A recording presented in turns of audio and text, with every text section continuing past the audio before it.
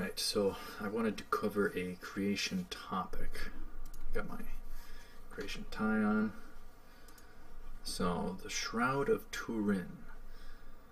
It's a creation topic I wanted to share. So what is the Shroud of Turin? Well, it's quite one heck of an old cloth. It's not only a cloth, so much long and so much wide. I don't remember the I didn't write down the dimensions of it, but but it's like a Christian, it's like a super Christian relic. It's you know, both believed and not believed to be belonging to Jesus, was used on Jesus, and it bears, you know, the full kind of wrapped image of a crucified man, so it lines up, but it's very, very, very old, so that would be probably 2,000 years ago, around there. But anyhow, it's got there's so many things about this, so many things, and I wanted to just briefly cover it briefly. But you know, very old cloth, and you know, they found like all sorts of different like pollen residue on it, which are from plants around the Middle East. This Shroud of Turin cloth was heavily studied in 1978. I forget the organization. It was like a 4-letter organization they put together to study it, and you know, nobody could figure it out. It's quite fascinating. You know, it could be a forgery of some kind, or you know, is a scientific proof of the resurrection taking place. You know, it's just such a vastly studied relic. You know, they took 2 pieces of it, one from the old part, one from a newer part of it, to date with a dating method. But you know, it's a mystery to modern science, essentially, which is quite fascinating. And one thing to keep in mind is it's you know, in possession of the Catholic Church, so that's just one thing to keep in mind. So like the dating method things, even though they're flawed, you know, who knows if they messed with the numbers or anything like that, either time or whatever. But the old cloth supposedly dated to, or there's an older part of the cloth for the most part, and then there's the thing went through so much over time and went through a fire, and they, I guess later on, patched it up because of a fire. So there was newer parts of the cloth, so aka they sampled that initially. They took a part from that part of the cloth, and of course it dated to like the medieval 16th century, or whatever the case. I don't know why I have that written when I got a different date down here, but you know, it was from a repaired part of the shroud. And I'm probably botching this whole topic because I don't know, just not the best speaker, but why not speak? You know, that's my take. Speak if you can speak. Do topics, do videos if you can. Why not? So I guess the datings were, or maybe it was believed to be 16th century. Maybe that's, oh no. Okay, that's when it supposedly got a repaired part of the shroud. Maybe that's it. And then the actual dating had it at like 1260 to 1390 AD.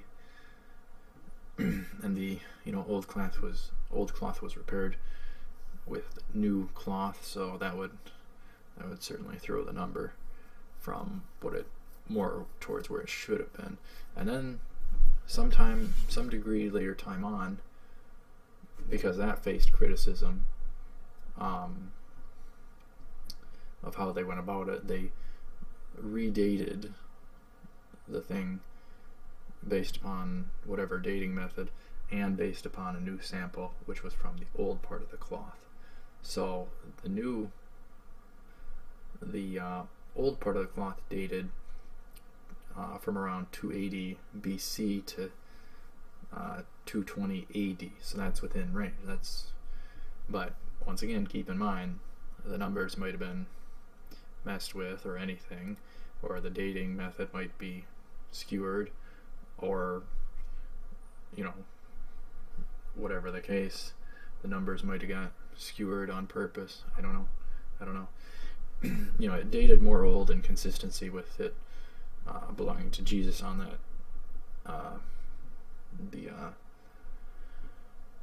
the newer or older part of the cloth. Yeah. So, and that was through dating methods which aren't 100% reliable either. So that's another thing to keep in mind.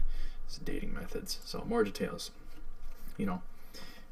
So it just shows the Shroud of Turin. It just shows it's so fascinating. It's so fascinating. And I do have a warning afterwards, but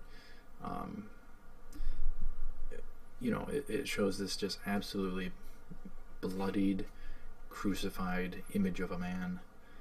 And there's also a side topic to this, which is, I think, what's called, there might be two other things. I only know of the one other thing.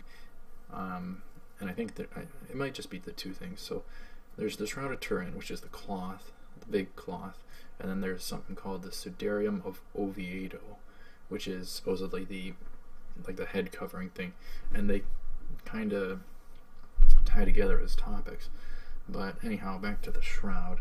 It kind of has it kind of lines up with crown of thorns. There's marks all along the head where it's bloodied and burst open. And there's, I should have got all the verses for this, but whatever. we'll call it good enough. And there's a spear jab in the side, as it says in the Bible. Crown of thorns, as it says in the Bible. Hands and feet, as it says in the Bible. Scourge marks all over, as it says in the Bible.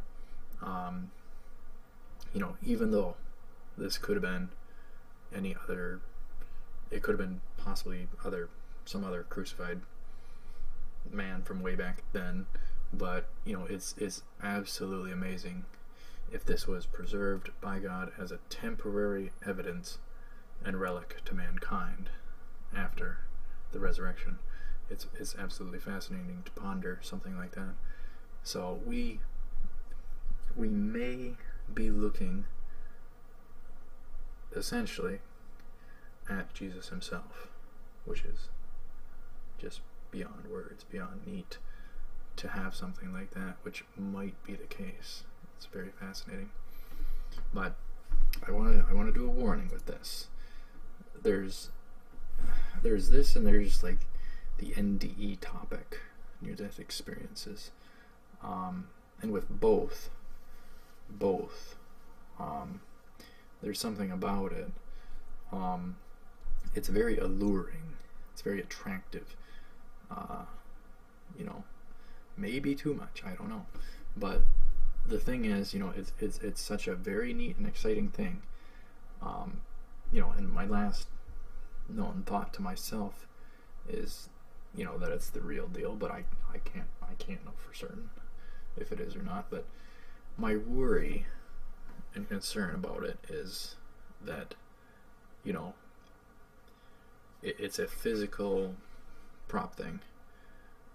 So I'm worried if folks are going to be essentially worshiping that image of Jesus on a prop thing, which I'm just wanting it to not be like treated as an idol type thing. If it's real, then it is an image of Jesus in a way, and not Jesus or God himself. it's a material thing. It's a material thing. It's not the real. Even if it's the real deal, it's not, the real deal is what I'm trying to say. It's not Jesus. So God in the flesh. So I'm very fascinated by it, however, and I have been for a long time. Since I discovered it quite a while back. But anyhow, verses on the shroud, and then we'll just finish up here. So John 20:40. So chapter 20, verse 40. Then took they the body of Jesus and wound it in linen cloths with the spices, as the manner of the Jews is to bury.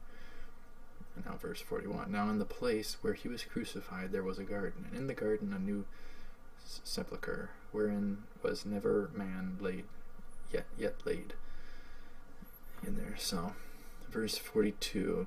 There laid they Jesus therefore because of the Jews' preparation day, for the sepulchre was nigh at hand. Let's continue on with that.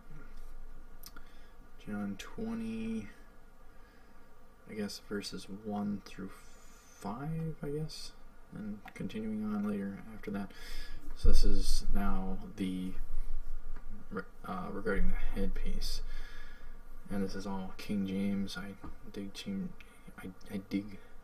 James version, not a King James onlyness, but I don't know about that whole ordeal. That would be a whole other topic, which it would take 7 years to figure out. But anyhow, the first day of the week cometh Mary Magdalene early, when it was yet dark, unto the sepulchre, and seeth the stone taken away from the sepulchre. Then she runneth and cometh to Simon Peter and to the other disciple, whom Jesus loved, and saith unto them, They have taken away the Lord out of the sepulchre, and we know not where they have laid him. Peter therefore went forth, and that other disciple, and came to the sepulchre.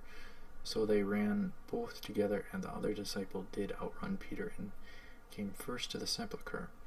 And he, stooping down and looking in, saw the linen cloths lying, yet went he not in.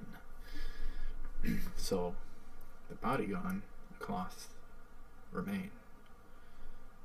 The resurrection.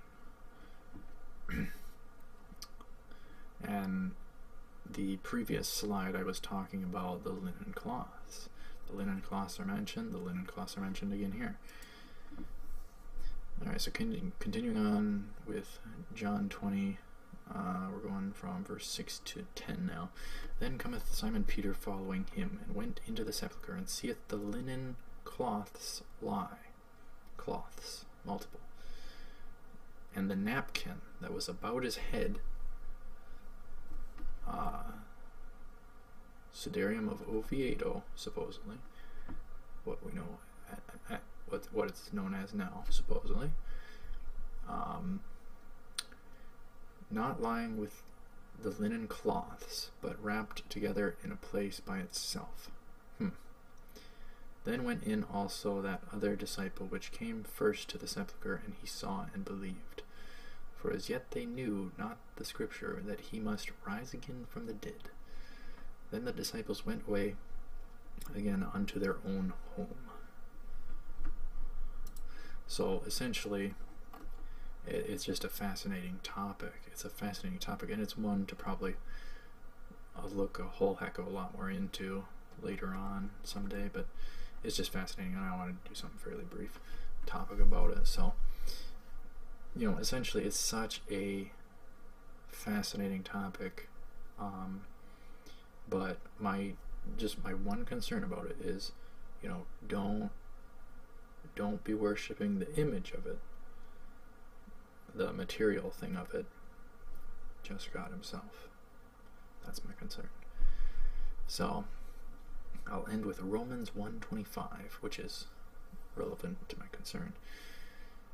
Who changed the truth of God into a lie, and worshipped and served the creature more than the Creator, who is blessed forever. Amen. So people can have the tendency to worship creation rather than the Creator, and that being a physical prop or whatever, I see that tendency could be part of that.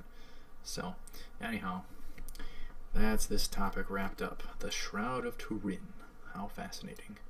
But anyhow, thank you very much for watching. Stay tuned for another creation topic someday, probably. Oh, I got a lot on my hands, don't I? And to want to do one or two more other channel components all in one channel, man oh man. We got our work cut out for us. Why aren't there 12 of me? I could get almost all of it done if I had 12 of me, I'm pretty sure. Alright, thank you very much for watching. Stay tuned for more creation topics at some point. I also do media discernment videos, taking to the media industries. I also do anime reactions and gaming let's plays and all sorts of stuff. All sorts of stuff. But yeah, I'd like to do a couple other channel components someday. Maybe some, important news type stuff and maybe some politics type stuff. But anyhow, thank you very much for watching. Stay tuned for more. I will see you up ahead. Take care, cool.